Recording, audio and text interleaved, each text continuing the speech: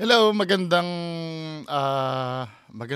hapon sa inyong lahat. Bago tayo magpa-aras serye, no. Ang dami kasi nagsisend sa akin ng videos na to, yung nag-apologize daw si Vice Ganda.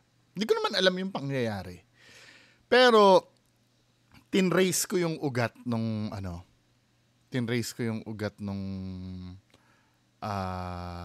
controversy. So dito pala nag-start yung parang isang segment ito do sa Showtime nila, tama ba? Showtime ba? Hindi kasi ako updated sa sa TV eh. Hindi na ako updated doon eh. Kasi palaging online na ako, Netflix, Disney Plus, tsaka YouTube na lang ako nagbababad. So ito yung controversy. Ito ay parang dating contest ba to? Correct me if I'm wrong pero ito yung main na controversy. Ito isa sa searchy eh. 'Di ba? Yung parang dating game. So ito. Axel. Start tayo do sa mga unang. Sorry hindi ko pwedeng i-full screen. Alam nyo na. May reason po ako kung bakit. Ito i-explain ko. May reason po ako kung ba't ganito ako mag-react. Diba? Ilang beses ko na in-explain yan. Hindi ko siya pwedeng i-full screen. Kung gusto nyong mapanood ito ng buo ito yung title ng video, Balikan. Special episode din na Axel at Christine. Yan yung panoorin nyo. So, si Christine yung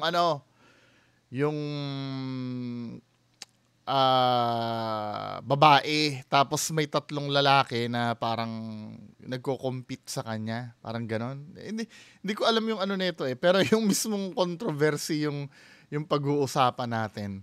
So dito sa part na to, 'di ba, yung mamimili na siya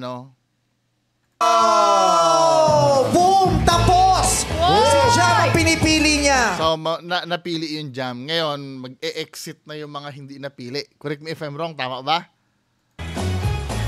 Congrats, Jam! Pero ito muna ang mga searches na hindi mo napili, Christine. So, exit na yung mga hindi napili, Magpakilala ka na. Number 1. So, ito yung una. Hello, Christine. Hello. Ayun. Thank you sa opportunity na makilala ka. Actually, kapangalan mo yung last ex ko. So, nice meeting you and I'm happy for you and I hope na makita mo kay Jam yung nahanap mo sa isang guy. Thank you. So, ito yung matindi doon. Thank you, Daniel. Ayan yung si Axel ba? Ito ba ang isa pang searching na hindi mo napili? Magpakilala ka na, Axel. Dito nagkaroon ng controversy. So, alam naman, nakikita niya may itsura na itong Axel na to, 'di ba? My favorite. Yes! Oh, yeah! The resurrection of Cheeksers. Paano yung kawaii? Yeah. Hoy, hindi pwede yun. Hindi pwede yun, Axel. That's bad. You don't do that. You ask... Ito, ako feeling ko napahiya yung doon. Kasi parang diskarte niya nga yun bilang macho-machong lalaki na tapos ipapahiya ni... For permission, alam mo bang pwede kang mademanda sa ginagawa? Masyadong OA yung ni Vice Ganda. Masyadong, ako for me, masyadong OA at maepal itong Samantalang si Vice Ganda, 'di ba? Maraming beses niya nang ginagawa 'yan, lalo na pag gwapo yung contestant. Kung ano yung masabi niya, 'di ba? Pero for me kasi hindi nag-let go si Vice Ganda dito. Gawa mo, you don't do that. Hindi ka pwedeng nang yan nagnanakaw. Diba? Masyadong parang pinapalabas niya talaga. Hindi, I know, nagigets ko yung point ni Vice Ganda dito. I'm sorry, pinuputol-putol ko May reason din kung bakit pinuputol-putol ko. Di ba, men? O sige na nga, i-play na natin ng buo. Baka sabihin nyo naman, pero sana hindi tayo mayari ng ABS-CBN. The resurrection of Cheeksers. Paano yung kawaii? Yeah. Hoy, hindi pwede yun. Hindi pwede yun, Axel. That's bad. You don't do that. You ask for permission. Alam mo bang pwede kang mademanda sa ginagawa mo? You don't do that. Hindi ka pwedeng nang yan nagnanakaw ng halik. Sorry. Christine, thank you kasi kahit Wala, napahiya na yung tao eh. Then, maraming naka-receive ng backlash to. Diba? Maraming nagalit, maraming ano. Ngayon, si Vice Ganda nag-apologize sa Twitter. Diba? Nag-apologize siya doon sa Twitter. Ito na yan, anihin natin ha. Nasaan na ba yan? Ito, ipanoorin natin itong video na to. Nagaling sa iba, ano. Ito ay credit kay PH Headlines.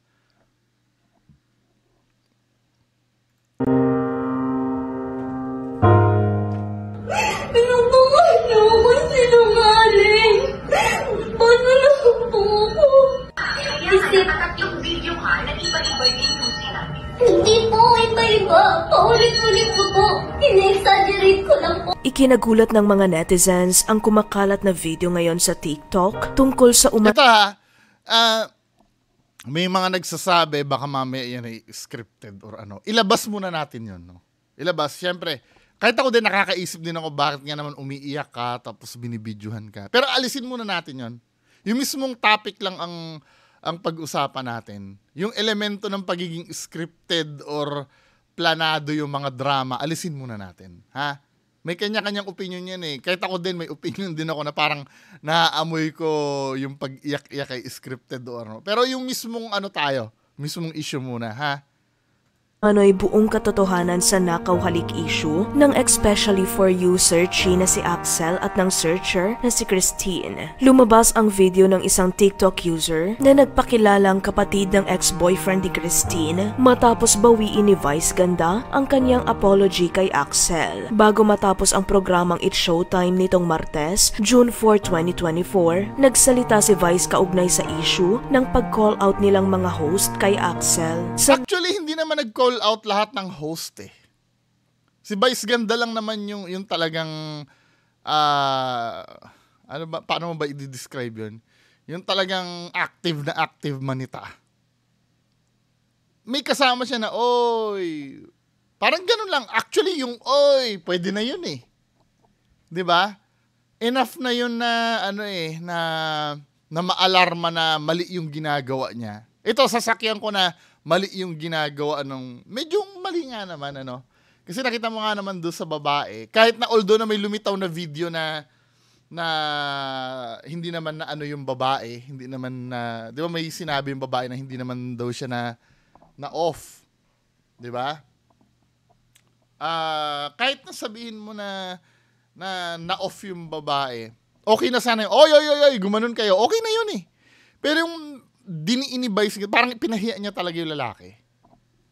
Hindi, kayo napanood nyo, di ba kayo nahihiya pa? Kasi nga, hindi naman, ano eh, nahalata din naman ng mga audience yun, kaya nga nagkaroon ng controversy eh. Yung pagdidiin ni Vice Ganda. Di ba, men? I mean, para sa akin kasi, yung pagsabi na, ay, gumano na kayo, okay na yun. Diba? Na-warningan mo na yung ano. Hindi mo na kailangang sabihan pa, oy, alam mo na pwede ka makulong sa ano, sa ginawa mong ganyan. Diba, men? Sorry kung medyo magulo ako mag-explain ha, pero National Television. nakakahiya yun. Parang nakakalimutan na ni Vice Ganda na akala niya siguro yung ginagawa nila doon ay sila-sila lang. Hindi niya, nakakalimutan niya na yata na buong mundo yung nanonood doon. Para ipahiya mo yung lalaki. Kaugnay sa pinag-uusapang insidente na nangyari noong May 31, 2024 kung saan akmang ibebeso umano ni Axel si Christine. Kasi ang karakter nitong lalaki kasi, alam mo yung parang presko siya, 'di ba? Yun lang naman ang feeling kong gustong i-portray nito eh. 'Di ba? Kasi nga 'di ba, yung itsura niya ay hindi naman ganun kaanuhan, 'di ba? Pang compete. Parang kino-compensate niya sa strong ng personality. Base sa paliwanag ni Axel, hindi niya intensyon na halikan ang dalaga dahil tanging pag-apir at pagdikit sa balikat na tinatawag na bro code lang sana ang gagawin niya. Pero mapapanood na tila awkward at napaiwas si Christine na siyang dahilan ng tahasang pagpuna ng mga host, partikular na ni Vice. Ayon naman sa videos na inilabas ni Christine, ipinagtanggol nito si Axel dahil hindi naman talaga raw siya bebesohin nito at alam niyang walang intensyon si Axel na halikan siya. Kaya naman nag-tweet si Vice na magsusorry siya kay Axel. Pero taliwas ito sa mga nabulalas ni Vice dahil bago matapos ang programa nitong Martes, June 4, 2024, sinabi nitong binabawi niya ang apology niya kay Axel. Aniya, binabawi ko yung tinweet ko na I will say an apology because I do not need to apologize for what I did. Ito ang aking paniniwala at paniniwala din namin na hindi kinakailangang mag-apologize because what we did was right. Okay. Ang argument ni Vice Ganda, tama yung ano niya, yung pagsita niya. Kasi naniniwala siya na mali yung ginawa ng lalaki. Unang-una, patapusin muna natin. Ayon kay Vice, kinall out nila si Axel base sa mga nakita nilang mga host at base sa nakita ng mga audience. Nag-usap-usap daw ang mga hosts, psychologist at ang bumubuo ng It's Showtime kung na-discriminate nga ba si Axel. Dito niya napagtanto na hindi siya dapat humingi ng paumanhin. Isiniwalat ni Vice na muling nakausap ng It's Showtime staff at psychologist si Christine at sinabi nitong totoong na-off siya sa naging kilos ni Axel. Taliwas sa statement niya sa videong inilabas nito. So, ang nangyari, di umano daw, kinausap ng psychologist din si Christine ng It's Showtime para i-verify kung na-off siya. Siyempre nga naman,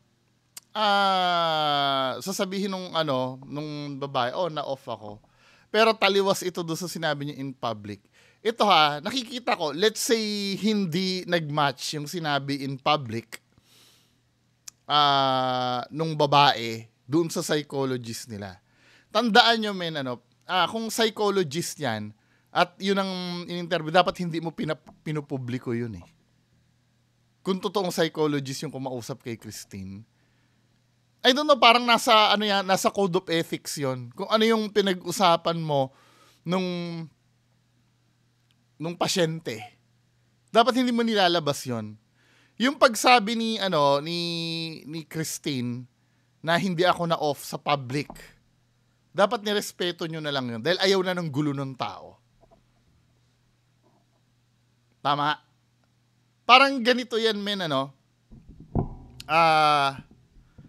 ako ayoko na ng halimbawa, may kaaway ako si Bubbles. Hindi, joke lang. Halimbawa, ang kaaway ko ay si RBS. Kaaway ko si RBS. Ngayon, basta nag-aaway kami ni RBS. Pero dumadating sa point kasi na ayaw nang pag-usapan si RBS. 'Di ba? Kaya para matapos yung controversy, bagamat galit pa ako kay RBS. Alam mo yon, yung magsisinungaling ka para sa kapayapaan. Yung parang wala na lang pasasabihin ko sa public na, hindi, okay na lang sa akin yung ginawa ni RBS. Diba? Wala namang problema sa akin yun. Pero alam natin sa sarili na deep inside, may yon. Pero yung kagustuhan ko na manahimik na lahat, igalang nyo yon. Kaya ako nasabi na wala na kaming problema ni RBS, para wag nang humaba to. Yun lang naman gusto ko eh. Yung peace of mind. Yun yung ginawa ni Christine. Kaya siya naglabas ng video na hindi alam ko naman, hindi naman ako na off. Bla bla bla bla bla. Para lang matigil na. 'Di ba? Ang problema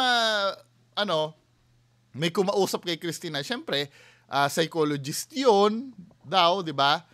Medyo siguro nasabi doon, na-off talaga ako. Kaya nga ang ginawa nila, sinapubliko nila yon. Para lang ma-save yung dangal ni Vice Ganda na mag-a-apologize. Para ma-save yung pride ni Vice Ganda. Ilalabas nila yung pinag-usapan ng psychologist tsaka ng pasyente niya na Na-off naman eh. Tama lang yung ginawa namin, na-off pala eh. Di ba, men? Parang ganito, doon sa, ikukumpara ko doon sa naging senaryo namin ni RBS. Di ba? Sinabi kong, okay na yun, wala nang problema. Tapos may kaibigan ako nakakwento, totoo lang, nabubuisit talaga ako dyan eh. Biglang ipsa sa publiko ng kaibigan ko, hindi pa pala tapos yung away. Sinabi mo ko, nabubwisit pa rin daw pala siya kay RBS. Alam mo yun? Di ba? Ano ko na yan? Decision ko na yan para itigil na to eh. Bakit mo, para lang maisalba yung kahihiyan ni Vice Ganda na namahiya siya, na totoo namang nagpahiya kami eh. Kasi yung act na ginawa mo kasi, marami kasi nakapuna nun. Hindi lang naman ito, opinion ko lang naman dahil ko hindi ka naman talaga namahiya at nag-discriminate, dapat normal lang yan, wala namang dyan eh. Wala na magre-react marami nag-react doon sa ginawa mo. Ibig sabihin, may mali. Diba? Or may nagawa ka na kapansin-pansin. Ayoko na sabing mali. Siyempre, yung gusto ko naman irespeto din naman yung ginawa ni Vice Ganda na, oo nga naman, baka mamaya nabastos yung babae. Sige, palulusutin ko na. Pero, marami kasing nagkwento, maraming nakapuna na parang may off din sa ginawa mo. Kasi overkill yung ginawa mo, men eh. Diba? Unang-una, nung sinabi nyo oy, tumigil na yung lalaki eh. Oy. Diba? Tumigil na yung lalaki. Ang ginawa pa kasi ni Vice Ganda, diniin niya pa ng diniin. Okay lang sana kung nangangatwiran pa yung lalaki eh. Pero hindi na eh. Diba? Maybe tama ka. Diba? Dahil inamin sa inyo na na-off na. Pero yung pamamahiya mo yung yung mali dun eh. Diba? Pwede nyo naman pagsabihan din yan after nung segment, oy, mali yung ginawa mo ha. Pero sa harap na maraming tao, men, yung impact nun doon sa yung syempre, yung mga supporter mo, pagtatanggol ka, sasabihin na doon sa lalaki, manyakis naman kasi. Di ba? Hindi ko naiintindihan kasi minsan na, halimbawa, magbibigay ka na ng apology tapos babawiin mo pa. Na pag naibigay mo na apology na yun, mataas din kasi ang pride ni Vice Ganda eh. May history na kasi siya ng mga ganyan. Diba? Naalala niyo yung panahon ni Tado before? Diba? Yung kung paano niya minasaker si Tado sa harap ng maraming tao. Na nagbibiro lang naman si Tado. Diba? Ang hindi ko naiintindihan doon, nung unang yung mga medyo bago-bago pa si Vice Ganda sa showbiz, hindi pa siya masyadong mainstream. Ang kinabubuhay nito, panlalait. Para makapagpatawa. Di ba? Yung lalaitin niya itsura nung subject niya, tapos tatawanan yung mga tao. Kasi yung generation ni Vice Ganda, yung comedy na na brutal eh. Tapos na yung mga generation nila Dolphy, nila Babalo, nila Redford White na nakakatawa sila nang hindi sila nakaka-offend. 'Di ba? Pero yung generation kasi ni Vice Ganda, grabe eh. Na ironic naman, sobrang ironic, na pag sa kanya ginawa yon, magagalit siya. Ang dami niya na na-offend na tao, men.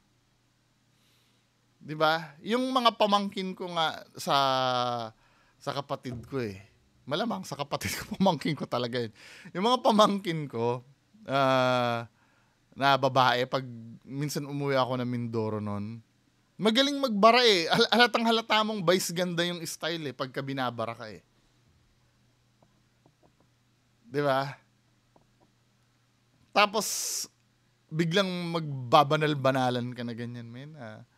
Uy, mali yung Bullshit.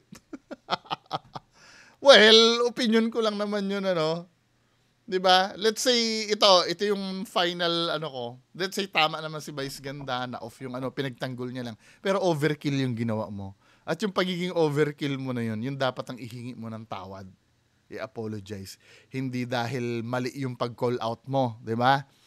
Sige, sasakyan na kita na tama nga naman na kinall out mo kasi na-off na yung babae. Parang pinagtanggol mo nga naman. Pero overkill yung ginawa mo. Yun lang. No? Naka 20 minutes agad ako sa'yo. So, singit na lang natin yung para serye ngayon. No? Ito naman, meron ipinasa sa akin. Ito yung ito yung sinasabi ko na magandang diskarte. Matalino to itong vlogger na to si Jiwo Vlog. Ito, panoorin na, basahin natin ito mga kababayan ko. Ito yung kalbo, ito yata dinedma ni Diwata before Di ba? Alam mo, brilliant itong ginawa nito Sabi, lalaking hindi pinagbigyan ni Diwata ng magpa-shoutout. Binigyan si Hiwaga ng pera. Matandaan na naglabas ng sama ng loob kamakailan ang content creator na si Jiwo Vlog matapos natanggihan ni Diwata nang siya ay magpa-shoutout. At kamakailan nga lang ay pumunta ito kay Hiwaga upang bigyan ito ng sako-sakong bigas. Matapos noon ay bumalik ito kay Hiwaga kahapon upang ilibre ang mga taong nakapila sa parisan at binigyan nito ng pera si Hiwaga na nagkakahalaga ng 20,000 pesos. Si Jiwo Vlog ay mayroong 53k followers at ang content nito ay pamimigay ng tulong gaya ng pera, grocery. Pagkakaalam ko parang may grocery to Itong taon to Medyo may pera tong correct me if I'm wrong kasi pag nagba-vlog to, nadadaanan ko to, parang nasa loob siya ng grocery. Kanya yata yon. Pero kung malay mo tao lang ba siya doon or ano. Imposible naman kung tao lang siya doon sa grocery na yon, nagvi-video siya, papayagan siya ng amo niya. 'Di ba? Si Jiwo Vlog ay mayroong 53k followers at ang content nito ay pamimigay ng tulong gaya ng pera, groceries at appliances sa mga random people. Ngunit nabash ito nang maglabas ng sama ng loob kay Diwata at ngayon ay muli namang nababash ng magbigay ng tulong. Ito yung ang bobo talaga ng ang bobo talaga ng mga sumusuporta kay Diwata, sa totoo lang. 'Di ba? Pag may naglabas ng sama ng loob dahil hindi na ni Diwata, medyo tatanggapin ko pa kasi nga naman wag ka sasama ang loob kasi pagod yung idol namin, 'di ba? Pero yung magbibigay ng tulong sa iba, bakit mababash pa wala na kinalaman si Diwata doon yung pagbigay niya ng tulong kay Hiwaga? Affected ba kayo? Mga supporters ni Diwata? Di ba? Dahil ayon sa ilang netizen ay nagpapapansin lang umanito dahil galit ito kay Diwata. Yung pagpapapansin, ginawa din naman nila Wamos yun Nila Rosemar, nila Rendon. Di ba, men? Pero dahil si Diwata yun nilapitan, hindi nyo pinagagalitan. Di ba? Alam mo kung tutuusin, katulad ng sinabi ko kanina, brilliant itong ginawa nitong kalbo na to Di ba? Kinapitalize niya yung pag-snub sa kanya ni Diwata. Sabay ipinakita niya na mas approachable si Hiwaga. Di ba? Ginawa niyang marketing strategy para ipakita na mas si Hiwaga kaysa kay Diwata. Brilliant. Brilliant move. Ngayon nagba-viral yung pagtulong niya kay Hiwaga, 'di ba? Pagka lahat ng ganito mangyayari diyan sana ganito mangyari. Ang mangyayari niyan, yung mga lahat ng na-offend ni Diwata magpuntahan kay Hiwaga tapos maging masaya sila doon.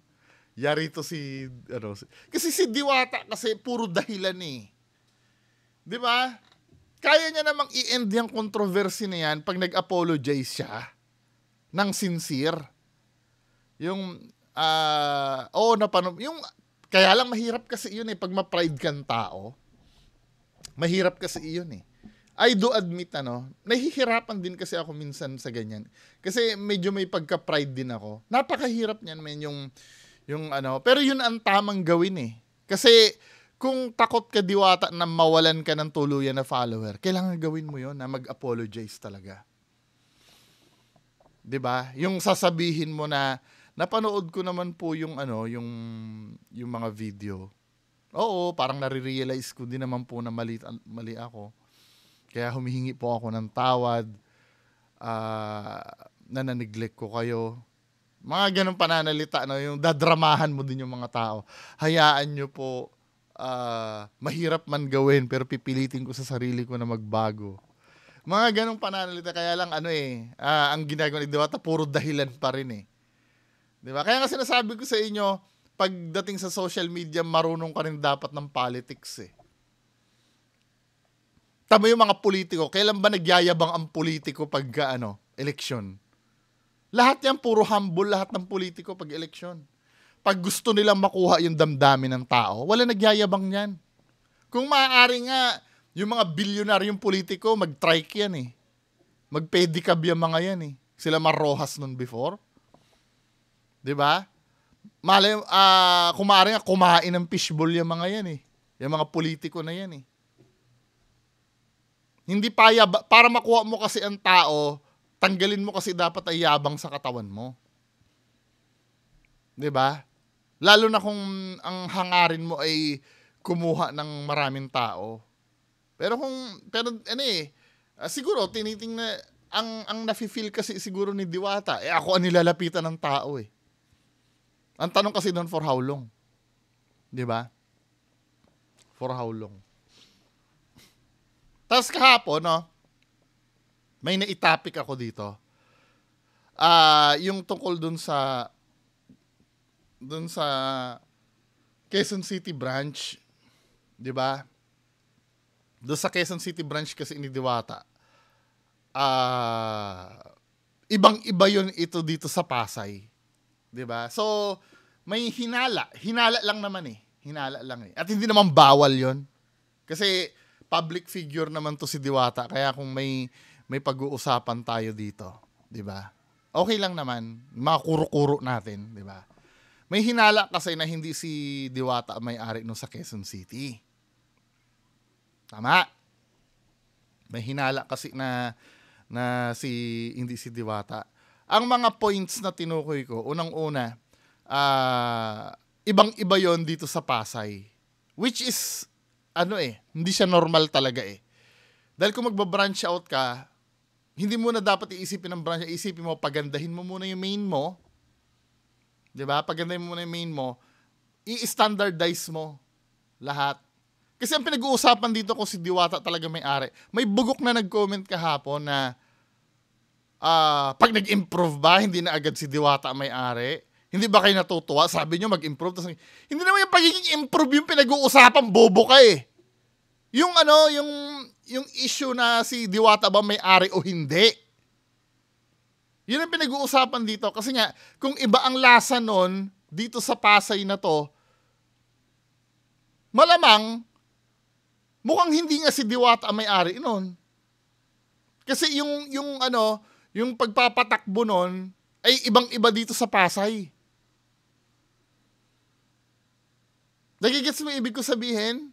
Hindi ito usapin na nag-improve siya. Yes, maganda naman yun, nag-i-improve. Pero ang pinag-uusapan kasi dito kung siya ba talaga may-ari nun o hindi. Diba? Kaya naghihinala din yung mga tao na sinasabing hindi siya may-ari nun. Parang ginawa lang siya mascot. Diba? Kaya pag pumunta kayo, tingnan nyo nga muna kung kung yung papel nun. Wala lang para due to curiosity lang. Hindi naman masama yun eh, kung alamin mo talagang siya may-ari nun o hindi. Kasi may mga bobo na naman ma-open niya ano bang pakialam nyo? Nasa social media eh. Kung ako nga pinakikialam mo yung sinasabi ko dito eh. Kasi nasa social media ako. Diba? Diba nakakabwisit kasi yung dahilan na wag na dapat pakialaman. Sino ka para magsabi sa wag pakialaman? Nasa social media yung pinapansin ko. Nasa publiko yan. Wala namang batas na nagbabawal na wag pansinin yan. Di ba, men? Anyway, move on tayo dito sa ito. Itong yung kay FLM, 'di ba? Ang luma na nitong issue na to, men eh. Yung sasawsawan ni FLM, yung tungkol doon sa may nagpabate na lilipas ka rin. I mean, come on, dapat hindi niya pinaniniwalaan tong taon to eh. Wala nga napatunayan yan tungkol sa sarili niya eh. Yung mga kiniklaim niya na anak siya ni Pacifico, wala namang napatunayan yan eh. Di ba? Yung mga kinlaim niya na trilyonaryo siya, may napatunayan ba yan?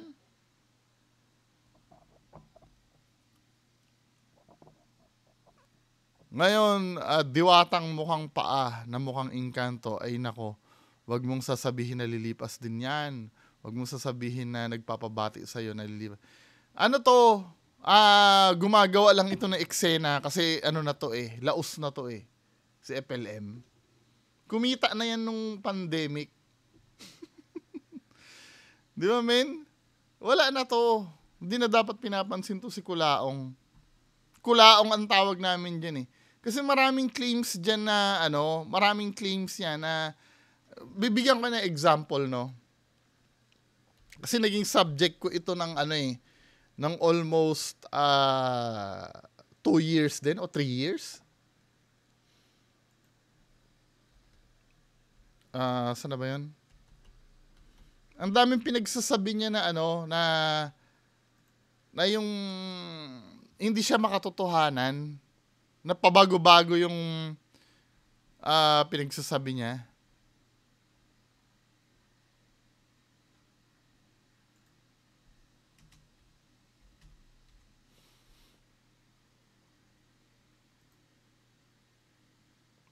Di ba? Yan ba yung paniniwalaan niya? Bibigyan ko na example nito kay FLM, ha?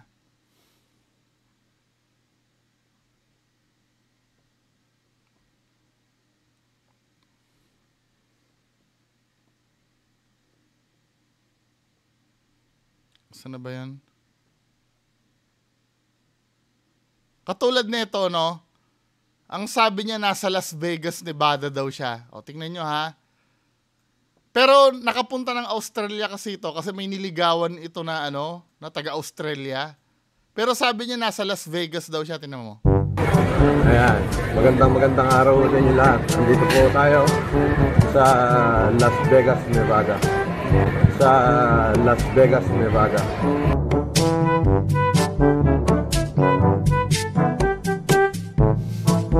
Sydney Airport.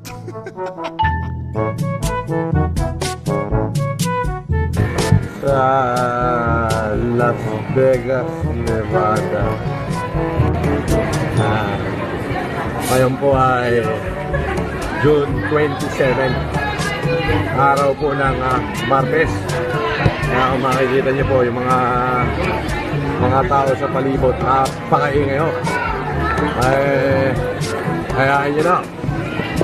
Ayan, sobrang ingay ho nila kung makikita niyo. Ayan, mga kaibigan.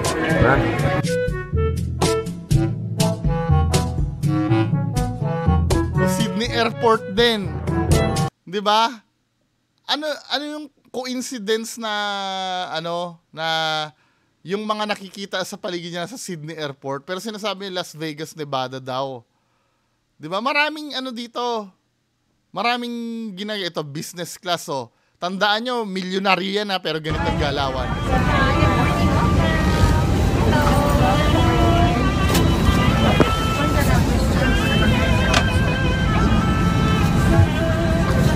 I'm here at the Philippine Airlines.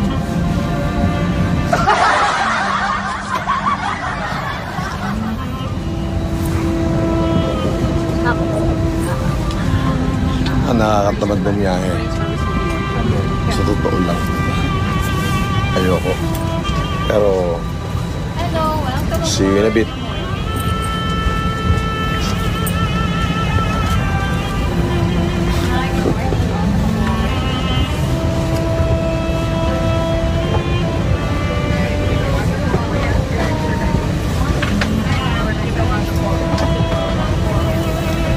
Ay, nako.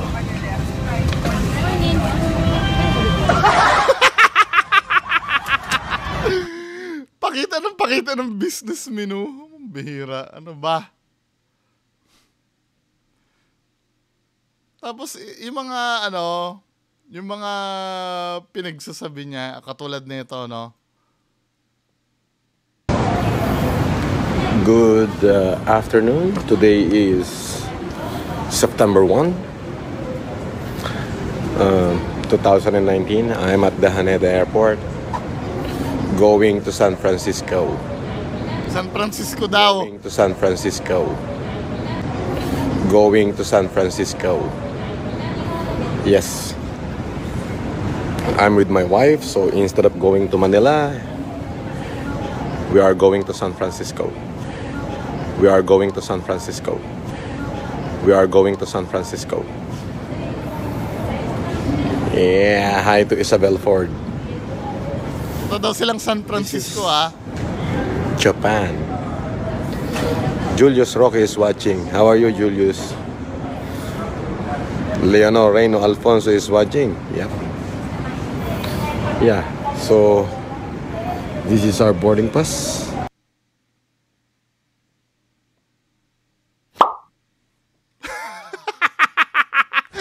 Manila yung nakalagay sa Tokyo to Manila. Going to San Francisco. Sinungaling to eh.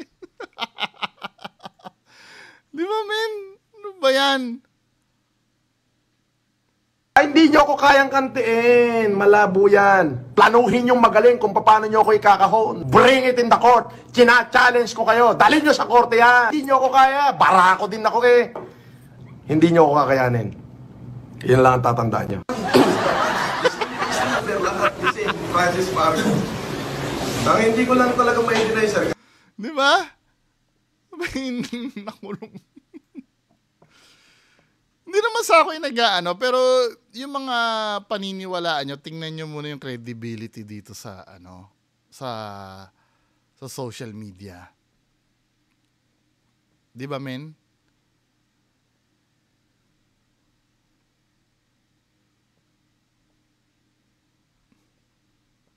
Ano pa ba yung ito?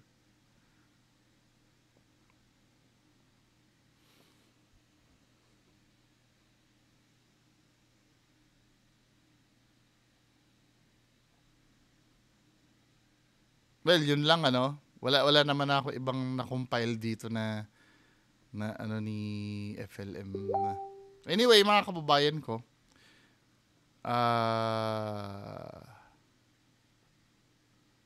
ayun lang. Tama ha. Ito pa isa.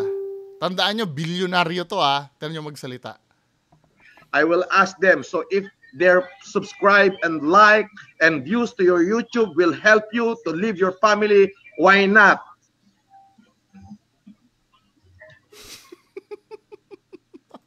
Anyway, mga kababayan ko, yan lang po muna. Maraming salamat. Bye-bye.